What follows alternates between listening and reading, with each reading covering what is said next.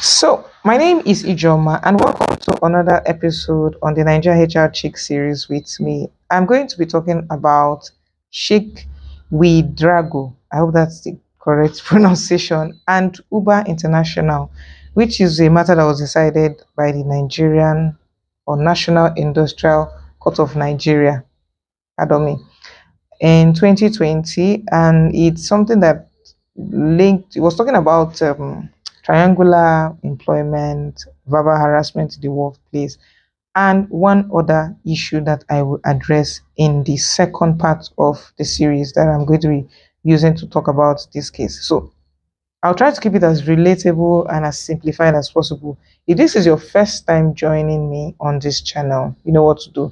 Don't forget to hit the subscribe button in the description box below. I always try to keep it as interactive as possible. So please like, stream, share, and then please drop your comments in the comment section below.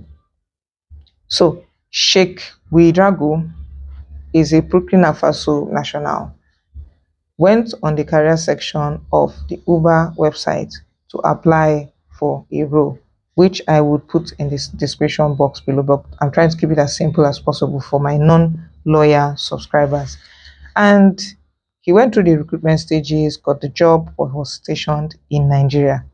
So enter into the scene his first line manager, who we're going to call Mimi for short, but it's a court record, so it's public records. And then we have the second line manager. Now, in time, I will explain how these two characters are very important in this case that I'm going to address. So, in the first month, he had laid a case that he was not comfortable with the way he was being addressed by Mimi. Mimi was calling him Drogo, which is a famous character in Game of Thrones. I've never watched an episode in Game of Thrones, so I cannot relate. What I understand is a Khal Drago, whatever they call him, is a huge character, and because of the negative qualities ascribed to this character, he just felt it was a bit too condescending for someone to be calling him that. And also because of the meaning it portrayed in his culture way back in Burkina Faso, which is one of the countries in Africa where has, I don't want to say it has because it has improved over time, the lowest GDP ratio in the continent. So he felt that that was a personal dig at him, and he had indicated to this first line manager that he would appreciate not being called that name. And we get to see that it was stopped, but not without some consequences that followed after. Now, we will not want to go into constructive dismissal so much. So I'm going to try and keep it to verbal harassment, what was done, and what should have been done by the HR team when this was reported by Cheick. Now, he had reported the first time and nothing was done. What we see was a string of events which led to his dismissal, or rather his termination 3 months after.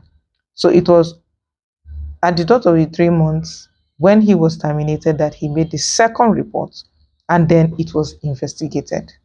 And when this was brought before the National Industrial Court of Nigeria, we find that Mimi admitted to calling him Drogo, but that she stopped. What she did not tell the court at the time, which was later reported in different notes or processes that were filed before the court.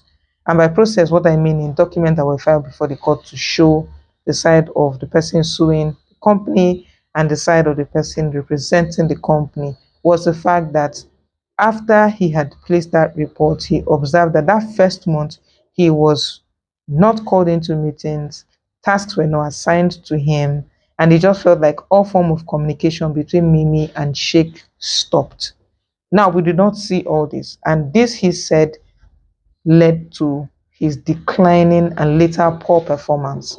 Now he was terminated, and but he was not given a clear reason, which is the second thing I am going to talk about. And that is what led to this dispute. I know that I talk about issues, but not like I don't want to dwell so much on, for want of a better word, fluffy HR topics. But every day I try to get people who come on my channel to have strategic advice in their toolkit so that when you are sending that HR report to your management, you're not just telling them the number of employees who have resigned, or you're able to give them something that can help the organization stay strong and have a good employer brand out there. Now, going back to the case, what we see happening here is after he was terminated, he didn't quite appreciate it. So he took Uber to court. Now, enter Uber and the National Industrial Court. The court decided that yes, even though they had every right to terminate him, because you cannot force an unwilling employee on an unwilling employer, they needed to have stated a clear reason why he was being let go, which in this case, yes, they will have relied on poor performance in their pleadings, which is referred to documents that were presented before the court, but it was not stated explicitly in the letter of termination that was issued to him. And this is coming on the heels of Ouedraogo feeling somewhat victimized that he had reported his first line manager that they had used certain terms like Drogo to refer to him, which he felt like he was being victimized for daring to report said line manager. So that's the first one. The second one is sometimes we get caught up in this whole idea that because it is a verbal remark, it does not count as harassment. I promise you, it will shock you things that count as harassment under the new policies that are emanating every day, both from the MBA's policy on harassment in the workplace and general harassment policies that you can even find online. It used to be that this had to be documented, but now once you're able to corroborate that a name calling took place, that's all you need to get the definition of harassment ascribed to this. Now to the HR team. Because as much as I'm going to say this is what the court decided, what do you need to do going forward to make sure that this does not happen to you and you do not shell out money to me? Yes, to me, because if these people had gotten me involved as their lawyer, I will be coming for a lot of millions of naira in damages or whatever currencies is applicable in this case, which I will get into when I talk about it in the second instance, is the fact that for once, if you do not have an updated handbook, this is the time you should get cracking on that. If you do not have a clearly defined policy on harassment, this is the time to get to work on that. Not because of anything. You need to have your employees, especially line managers, educated on these things because there are certain things that we take for granted and feel like, oh, these are not things that should count as harassment. But oftentimes we find ourselves running foul of those policies unwittingly. Now, this Mimi character, who is a line manager, might have taken it for granted that, oh, not understanding the cultural nuances of that name for Sheikh, called him Drogo, thinking it was a joke. It was all the rave. Everyone was watching Game of Thrones, right? But that was harassment, verbal harassment. We will never know what happened to Mimi or if it cost the company a lot of money and somewhat a dent in their reputation online because people would come for these kind of things. But more often than not, I always try to advise HR professionals, please have a updated harassment clause or policy in your handbook to protect the organization from avoidable instances, avoidable cases like this, and possibly shelling out of unnecessary dollars or currency where possible. Secondly, you need to have a training. It will shock you the number of organizations who get away with these things because they feel it does not fall under the definition of harassment. Educate your management, educate your line managers. If it's something that you have to have a refresher training every 3 months, please do it. So everyone knows, yes, we are working together, but these are the lines you do not cross. These are the boundaries you need to respect, even though these are your team members or these are your line managers, or even if these people are your management staff. We are here to work. It's a workplace, but everyone needs to know to align. And this, in a way, can form part of the culture of the organization. So people don't live with the mindset that they can come in and do whatever he thinks they want to do. Because looking at this case, Uber must have shelled out a lot of money in damages to the plaintiff, who is Mr. Ouedraogo in this stance.